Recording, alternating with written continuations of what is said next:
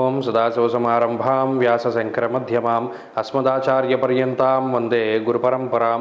జ్యోతిష్ శాస్త్రాన్ని భావితరాల వారికి ప్రసాదించిన ఋషుల యొక్క పాదపద్మాలకి నమస్కారం చేసుకుంటూ, అలాగే నాకు ఈ జ్యోతిష విద్యను నేర్పిన గురువర్యులు జ్యోతిష బ్రహ్మ కీర్తిశేషులు శ్రీ ఈరంకి సూర్యనారాయణమూర్తి గారు, సూర్యశ్రీ దైవజ్ఞ గారి యొక్క పాదపద్మాలకి నమస్కారం చేసుకుంటూ, ఓం శ్రీ మహాగణాధిపతి నమః, శ్రీ గురుభ్యో నమః, హరి ఓం. వీక్షకులందరికీ నమస్కారం. జనవరి నెల 14వ తారీఖు లగాయితూ జనవరి 20వ తారీఖు వరకు ఉండేటువంటి గ్రహగతుల ఆధారంగా ద్వాదశ రాసుల వారికి ఈ వారం ఏ విధమైనటువంటి శుభాశుభ ఫలితాలు కలగబోతూ ఉన్నాయో ఈ కార్యక్రమం ద్వారా తెలుసుకుందాం. అందులో భాగంగా ఈ వారం ఉండేటువంటి గ్రహగతుల్ని గమనిద్దాం.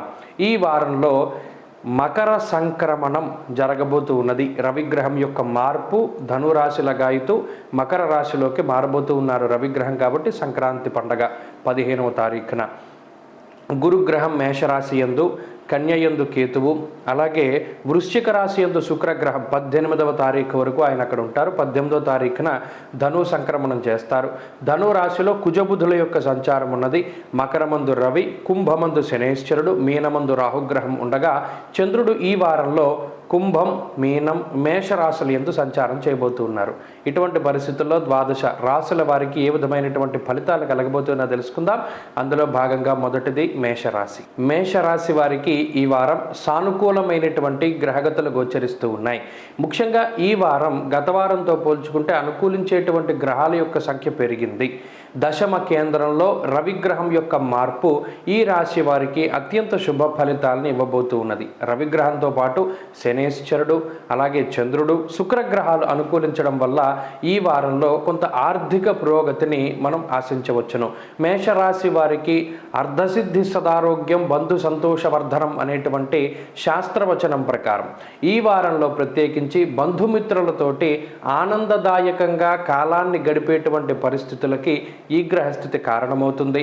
అలాగే ఆరోగ్య పరిస్థితులు మెరుగవడానికి, ఏదైనా చిన్నపాటి అనారోగ్య సమస్యలు ఏర్పడినప్పటికీ వాటి నుండి త్వరితగతిన మీరు కోలుకోవడానికి కూడా ఈ గ్రహస్థితి చాలా ఉపకరిస్తూ ఉంటుంది.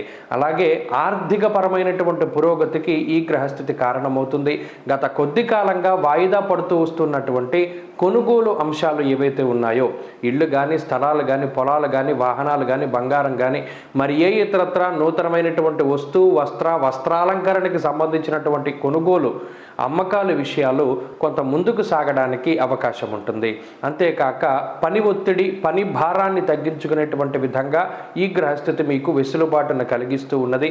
మానసికమైనటువంటి ప్రశాంతత అధికంగా ఉంటుంది.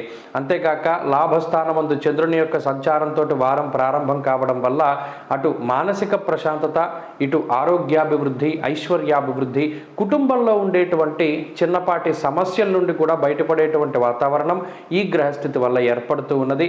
కాబట్టి మేషరాశి వారికి ఈ వారం ఇది ఆనందదాయకమైనటువంటి సమయంగా చెప్పవచ్చును. అయితే ఈ వారంలో ప్రత్యేకించి మంగళవారం ఉదయం లగాయితూ గురువారం ఉదయం వరకు ఉండేటువంటి పరిస్థితులు మాత్రం కొంత ఇబ్బందికరంగా, శరీరం అలసిపోయేటువంటి విధంగా కనబడుతూ ఉన్నాయి. ఉద్యోగపరంగా ఈ వారం సానుకూలమైనటువంటి ఫలితాలు కనబడుతూ ఉన్నాయి. ఉద్యోగాభివృద్ధి, ఉద్యోగంలో ఉండేటువంటి చికాకులు తగ్గుముఖం పడతాయి. వ్యాపార లాభానికి ఈ గ్రహస్థితి మేషరాశి వారికి చక్కగా ఉపయోగంగా ఉంటుంది. అలాగే విద్యార్థులకి కాలం అనుకూలంగా ఉన్నది. పోటీ పరీక్షలలో మంచి విజయాన్ని సాధించడానికి, అలాగే విద్యార్థులు మంచి శుభవార్తలు వినడానికి ఈ గ్రహస్థితి ఉపకరిస్తుంది. స్త్రీలు ప్రత్యేకించి ఈ గ్రహస్థితి మానసిక ప్రశాంతతని, ఆరోగ్య ఐశ్వర్యాభివృద్ధికి కారణమవుతూ ఉంటుంది. కాబట్టి స్త్రీలకి ఈ వారం అత్యంత శుభదాయకంగా నడవబోతూ ఉన్నది. మేషరాశి వారు ఈ వారం మరింత అనుకూలమైనటువంటి ఫలితాలని సాధించడానికై ఆంజనేయ స్వామి వారి యొక్క ఆరాధన చేయడం చెప్పదగినటువంటి సూచన. హనుమాన్ చాలీసా లేదా ఆంజనేయ అష్టోత్తర శతనామావళి స్తోత్ర పఠనం లేదా శ్రవణం శుభ ఫలితాన్ని ఇస్తుంది. ఈ వారంలో కలిసొచ్చేటువంటి రోజు ఆదివారంగా చెప్పవచ్చును. అదృష్ట సంఖ్య 9, అదృష్ట వర్ణము కాషాయము.